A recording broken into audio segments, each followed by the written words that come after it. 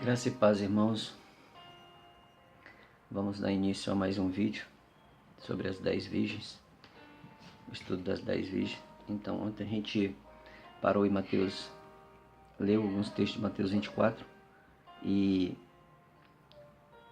que a parábola das 10 virgens, no capítulo 25 de Mateus, é o segmento de Mateus 24, né? Então, a gente já entendeu essa parte aí, né? Que as 5 nécias não levaram reserva de azeite, levaram azeite, mas não levaram reserva de azeite. E as 5 prudentes levaram a reserva de azeite, por isso elas entraram, né? A porta se abriu, a gente já entendeu que a porta ali, a gente foi lá na igreja de Filadélfia do Apocalipse, a igreja do arrebatamento, e elas, o noivo falou para ela, a porta fechou, falou, eu não vos conheço. Mas ele falou, eu vos não conheço para o arrebatamento, e não atribuiu elas iniquidade. Então, o que vem significar essa reserva de azeite, né? Ali na parábola das 10 virgens, o que significa a reserva de azeite? Porque, como eu disse nos primeiros vídeos aí, muitos falam que é a fé, é a palavra, é o Espírito Santo. E tudo isso está certo, tudo é o Espírito Santo, os dons espirituais, os ministérios, as unções, tudo vem do Espírito Santo. Mas e por que elas não entraram? Então, por exemplo, porque a reserva de azeite também vem do Espírito Santo. E o que é isso então? O que simboliza isso? Primeiro, eu vou dar aqui uma alusão aqui de um noivo e uma noiva, né? Colocando aqui no mundo físico, um noivo e uma noiva. O noivo fica noivo da noiva, né? E esse noivo vai trabalhar, fica lá 2 anos, né? Para trabalhar e arrumar a casa, arrumar as coisas, né? A casa para falar que quem casa quer casa, né? Então, quer dizer, o noivo for arrumar a casa, e a noiva fica lá esperando. Vamos botar lá no tempo de Jesus, por exemplo, lá não tinha telefone, não tinha internet, era carta. Então, essa noiva, para comunicar com esse noivo, tinha que mandar carta, ou tinha que mandar alguma coisa por um parente. Agora, imagina essa noiva com 20 anos de idade e o noivo também com 20, né? E aí, tipo assim, que saudade que essa noiva tinha desse noivo, se ela queria casar, né? Ela apaixonada por esse noivo, ela ama esse noivo, e tipo assim, que desejo que ela tinha que esse noivo voltasse logo, não é isso? Mais ou menos por aí. Então, estou colocando aqui a coisa física, né? Física. Então, vamos colocar pro lado espiritual, né? A igreja com Jesus. Jesus não é o noivo, a noiva não é a igreja não está aqui, e a igreja, ela tanto faz, homem, mulher, terceira idade, tudo vai existir noiva, né? As 5 prudentes lá, no outro vídeo anterior eu falei que eu não sei quem é a noiva, sim, falar a pessoa. Às vezes você vê alguma característica de noiva na pessoa, né? Pelo que Deus já tem nos dado, mas você não pode dividir. Não, Deus Ele é que conhece o coração. Mas as 5 virgens prudentes que tinham reserva de azeite, elas são a noiva, entendeu? Ela simboliza a noiva. E as 5 que não tinham azeite, simboliza a igreja, né? Então há uma diferença de noiva e igreja, né? Porque ambas levavam azeite. A única coisa que as 5 imprudentes não levavam era a reserva de azeite, que é o que a gente vai ver o que é a reserva de azeite. Então eu estou dando aqui essa comparação de um noivo e uma noiva, né? Que se amam, que se desejam, não vão casar, tem que se desejar, né? E só o noivo, e o noivo só a noiva, né? Mais ou menos por aí. Jesus falou assim, aquele que olhar por uma mulher que não é a sua, já pecou contra ela. É a mesma coisa, quando a noiva olha para deuses que não é Jesus, já é pecado também. Então tem que ser tudo ele. Até mesmo ele fala assim, aquele que quer me seguir, pega a sua cruz, né? E vem após mim. Aí ele fala, aquele que não negar mulher, pai, mãe, filho, por amor de mim, não é digno de mim. Mas não é largar você, deixar, separar, não. A primeira coisa na sua vida tem que ser ele. E tipo assim, aí ele fala, aquele que quer me seguir, pega a tua cruz e vem após mim. Nega a si mesmo e vem após mim. Então tem que negar até você mesmo, né? As vontades, essas coisas aí. E na Bíblia, onde que a gente vai ver isso? A gente vai ver isso lá em Eclesiastes. Vamos ler Eclesiastes, lá onde fala do esposo e da esposa. Eclesiastes no capítulo 2, né? Inclusive, Eclesiastes, eu sei que muitos tem na mente que a rosa de Saron é Jesus, né? E aqui a Bíblia fala assim, ó, Eclesiastes capítulo 1, no verso 16, fala assim, ó, como é formoso, amado meu, como és amável, o nosso leito é de viçosas folhas, as traves da nossa casa são de cedro, e os seus caibros de cipreste. Eu sou a rosa de Saron, o lírio dos vales. Então aqui quem está falando que é a rosa de Saron é a noiva. Aí muita gente acha, tem até louvores na coletânea que diz que a rosa de Saron é Jesus, né? Mas é a noiva, apesar que a noiva é o corpo de Jesus. Então, olhando por esse lado aí, também faz sentido. Aí, no capítulo 2 de Cantares, presta atenção para você. O que é a reserva de azeite? Né? O que é a reserva de azeite? Ó? Presta atenção. Ó. No verso 3 de Cantares 2, fala assim, ó. Qual a macieira entre as árvores do bosque, tal é o meu amado, entre os jovens. Desejo muito a sua sombra, e debaixo dela me assento, e o seu fruto é doce ao meu paladar. Ao verso 4, ó, leva-me à sala do banquete, né? Isso é a esposa falando, leva-me à sala do banquete. Aonde é a sala do banquete? Lembra que Jesus falou assim, que muitos vêm do Oriente, do Ocidente, sentaram na mesa com Abraão, Isaac e Jacó? Então aqui, ó, aí ele fala, ó, no verso 4 que eu estou lendo, né, de Cantares 2, ó, fala assim, ó, leva-me à sala do banquete, e o seu estandarte sobre mim é o amor. Viu aí?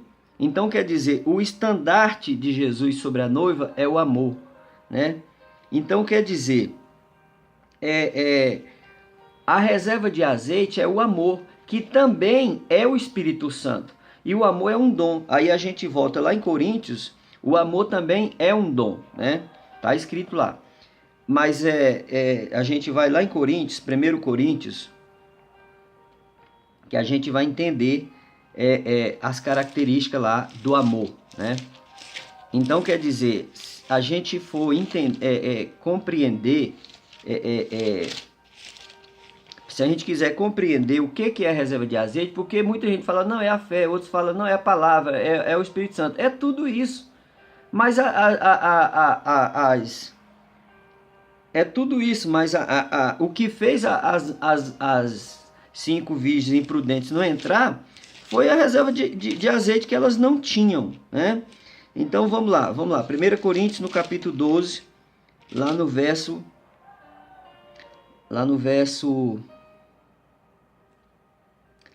capítulo 3, aliás, né? No capítulo 12, no verso 31, fala assim, ó, entretanto procurai com zelo os melhores dons, tá vendo? Os melhores dons. Aí fala assim, ó, eu posso mostrar-vos ainda um caminho mais excelente, tá vendo? Então, os melhores dons, né, que ele fala. Então, existe dons melhores, tá dizendo aí. Aí ele fala, ainda que fale a língua dos homens, né, eu tô lendo capítulo 3, no verso 1 agora. E não tiver amor, serei o bronze que soa, ou como símbolo que retine. Ainda que eu tenha dom de profetizar, conheça todos os mistérios, toda a ciência, ainda que eu tenha a tamanha fé e a ponto de transportar montes, se não tiver amor, nada serei. E ainda que eu distribua os meus bens entre os pobres, e ainda que entregue o meu próprio corpo para ser queimado, se não tiver amor, nada disso me aproveitará. Aí, ó, que ele fala, ó, presta atenção, ó. Aí que vem, ó, o amor, aí ele fala, o amor é benigno, o amor não arde em ciúme, né? Tem outra tradução que fala assim, ó, que o amor, ele fala assim que o amor é sofredor. Outra tradução fala que o amor, a primeira característica do amor é sofredor, ou seja, é sofrer. Fala assim, ó, Cristo amou o mundo de tal maneira, Deus amou o mundo de tal maneira que deu seu Filho único para todo que nele aquele crê não pereça, mas tenha vida eterna. Então, quer dizer, amou o mundo de tal maneira. Por exemplo, ele doou o filho dele, e o filho dele quis ser doado, mas a doação dele foi sofrer, irmão. A glória de Jesus aqui foi sofrer. Ele deixou toda a glória dele lá na eternidade e veio aqui para sofrer. Essa é a glória. E o corpo dele, que vai ser a noiva, uma com ele, A primeira característica que ela vai passar nessa terra aqui é sofrimento, irmão. É sofrimento. Então, quer dizer, o dom do amor, a primeira característica dele é sofrer. Aí vem as outras características dele, ó.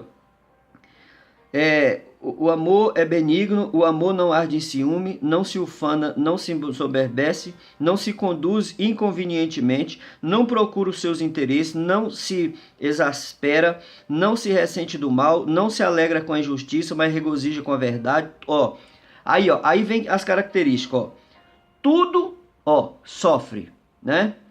Tudo crê, tudo espera, tudo suporta. O amor jamais acaba, mas havendo profecia desaparecerão, havendo língua cessarão, havendo ciência passará, porque em parte conhecemos, em parte profetizamos. Quando porém vier o que é perfeito, então o que é em parte será aniquilado. Então, quer dizer, aí lá no final, no verso 13, em capítulo 13 de 1 Coríntios, no verso 13, fala assim, ó, agora pois permanece a fé, a esperança e o amor. Estes três, porém, maior deste é o amor. Então, o maior de todos os dons é o amor. É o amor. Então, viu lá em Cantares, ali em Cantares capítulo 2, ali está falando, ali fala do arrebatamento. Tem alguns outros textos lá, quer ver? Eu vou voltar lá para a gente ler. Tem alguns outros textos lá que fala assim, ó. Que fala desse jeito assim, ó. No verso 16, no verso 15, no verso 16 fala assim, ó. O meu amado é meu e eu sou dele. Aqui é a esposa falando, né? O meu amado, no verso 16 de capítulo 2 de Cantares, ó. O meu amado é meu e eu sou dele. Então quer dizer, no verso 4 fala, leva-me à sala do banquete, e o seu estandarte sobre mim é o amor. Então quer dizer, ali o que foi aplicado na noiva ali é o amor, mas a pessoa tem que desejar. Aí eu já vi irmãos falando, não, porque a palavra tem que ter todo conhecimento. Paulo fala ali, se você tiver todo conhecimento, não tiver amor, mas que amor é esse? Né? Que amor é esse? É amor de você largar tudo, é uma paixão, é a sua vida, tudo é Cristo. Imagina uma noiva querendo casar com 2 anos que o noivo foi trabalhar. No caso aí, Jesus tem 2000 anos que foi preparar a morada, diz em João 14, para voltar e nos buscar.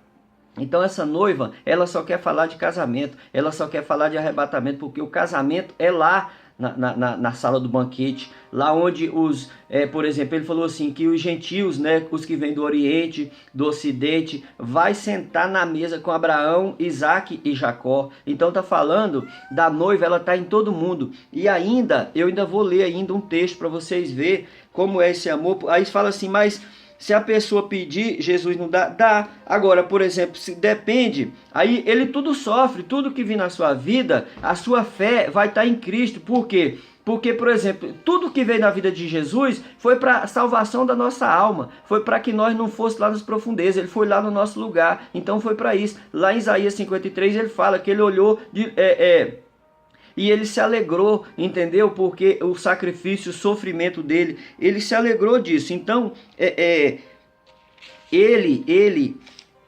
o sofrimento dele, ele teve uma recompensa. É a mesma coisa, todo sofrimento que a gente vai ter aqui na Terra, Paulo fala disso, que o sofrimento dele era para trazer algumas almas para a presença de Jesus. É a mesma coisa, talvez você está passando sofrimento na sua vida, uns é na saúde, outro é na vida conjugal, outro é na vida financeira, outro é nos relacionamentos, em tudo, entendeu? Para quê? Para que Deus possa salvar aquele familiar seu que ainda não foi salvo. Então lá em Lucas 14, lá no capítulo 14 de Lucas, também falando de bodas, lá está escrito lá sobre os convidados que ele convidou. Uns tinham campo, não quis ir, recusou. Lucas 14, do verso 15 para frente. Outros tinham campos, uns tinham juntas de 5 juntas de boi e outros tinham casamento. E tipo assim, todos recusaram. Aí ele falou, indignado, falou, agora vai aos becos da cidade e chama e convida lá os que moram no beco, né, os aleijados, os mancos, e traz, porque eu vou encher a minha casa. Então, quer dizer, ali é morador de rua. Eu já tive experiências. Hoje mesmo, uma irmã mandou um vídeo ontem, um vídeo para mim. Eu também já veio pessoa aqui na minha casa. Então, isso tudo simboliza. Eu vou parar aqui e vou gravar um outro vídeo sobre esse assunto.